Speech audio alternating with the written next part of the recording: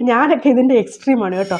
ഞാൻ എന്ത് കാര്യം എൻ്റെ മക്കൾ ഇപ്പോൾ ചെറിയായിരിക്കും, ഒരു പാക്കറ്റ് ക്രയോൺസ് ആയിരിക്കും അവർ ആവശ്യപ്പെടുന്നത്, ഇപ്പോൾ ഉള്ളത് ഒടിഞ്ഞു പോയെന്നോ പഴയതായെന്നോ അങ്ങനെ എന്തെങ്കിലും, അല്ലെങ്കിൽ 1-2 കളേഴ്സ് മിസ്സിങ് ആയെന്നോ അങ്ങനെ എന്തെങ്കിലും ആയിരിക്കും.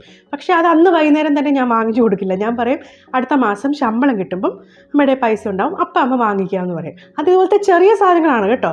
വലിയ സാധനങ്ങളാണെങ്കിൽ ഞാൻ എന്താ പറയാമെന്നറിയാമോ, നമ്മൾ അതുപോലൊരു വലിയ ടോയ്, അത് കുറച്ച് എക്സ്പെൻസീവാണ്, കുറച്ച് നല്ല പൈസയാവും, നമ്മുടെ ഇപ്പം അത്രയും പൈസയില്ല. ഇനി നമ്മൾ എപ്പോഴാണോ നമ്മൾ ഈ പൈസ കൂട്ടി വെച്ചിട്ട് വലിയ ഒരു ടോയ് അല്ലെങ്കിൽ ഒരു ബർത്ത്ഡേ വരുമ്പോഴോ വല്ലതും ഞാനത് വാങ്ങിച്ചു തരാമെന്ന് പറയും.